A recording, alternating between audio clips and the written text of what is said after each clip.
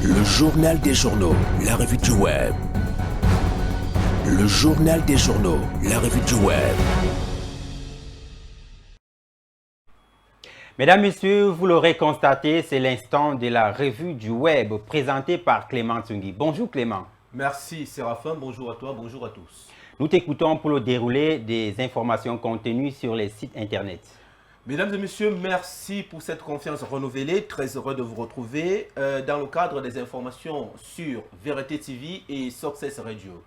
Ce matin, nous ouvrons la partie de la revue du web avec ce communiqué 4070 du ministère du Travail et de la Sécurité sociale qui communique donc: le ministre du Travail et de la Sécurité sociale porte à l'attention de l'opinion publique que la 140e édition de la Fête internationale du travail prévue le vendredi 1er mai 2026 se célébrera autour du thème central: dialogue social et travail décent, facteur de paix, de cohésion nationale et de développement économique de l'entreprise. C'est signé Grégoire Ouna à Yaoundé le 22 avril 2026.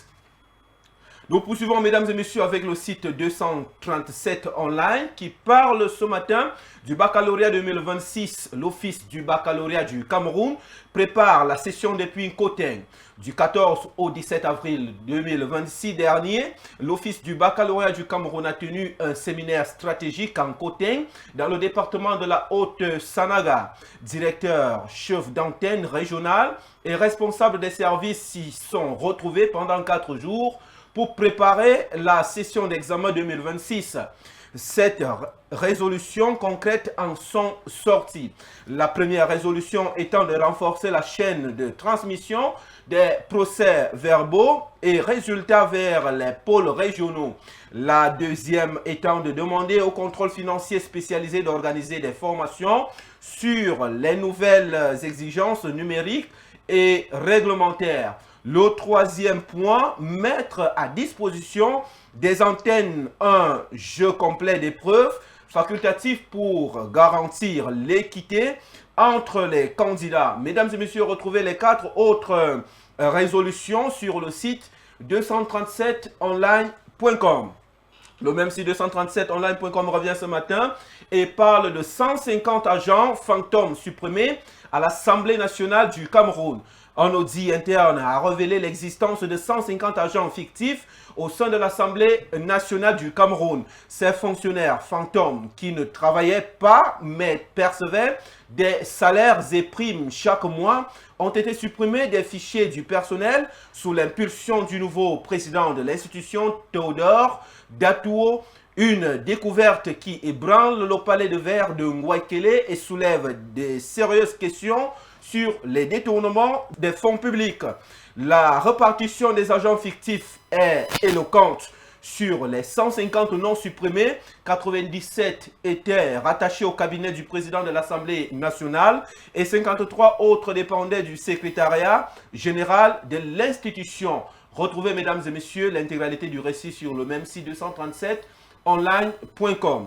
Nous poursuivons avant de clôturer cette partie de la revue du web avec le site News du Cameroun qui parle ce matin des cartes biométriques et FEITA de 3048 jeunes qui ont bénéficié de 57 914 services à coût réduit et gratuitement. Le 21 avril 2026 dernier à Yaoundé, au centre multifonctionnel de promotion des jeunes de référence de Yaoundé, le gouvernement a franchi une nouvelle étape dans le déploiement de ces dispositifs avec la signature de 3 accords de partenariat supplémentaires pilotés par l'Observatoire national de la jeunesse. Cette extension cible des secteurs à fort potentiel d'employabilité, notamment l'agriculture, les sciences appliquées et la conduite d'engins lourds.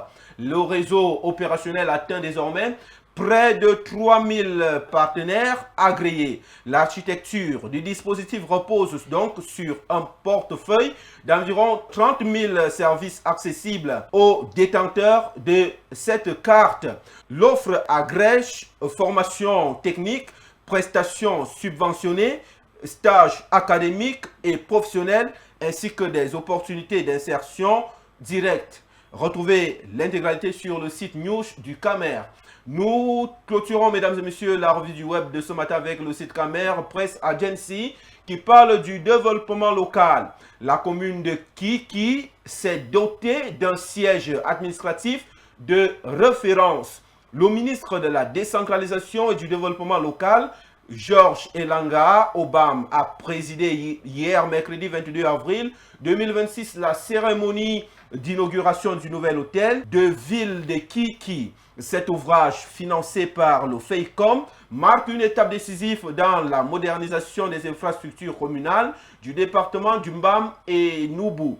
Bâti sur une emprise au sol d'environ 731 mètres carrés, ce complexe administratif de R+1 a été conçu pour répondre aux exigences contemporaines de la gestion locale. Outre le cabinet du maire et des services classiques de l'État civil et de la recette municipale, l'ouvrage dispose donc de 25 bureaux fonctionnels, d'une salle des actes d'une capacité de 150 places et de diverses salles de réunion. Mesdames et messieurs, retrouvez l'intégralité de l'information sur le site Camer Press Agency. C'est tout ce que nous avons prévu pour vous servir sur l'actualité publiée sur les sites internet. Vous restez avec Séraphin pour la suite du journal. N'oubliez pas que notre engagement et notre détermination, c'est vous.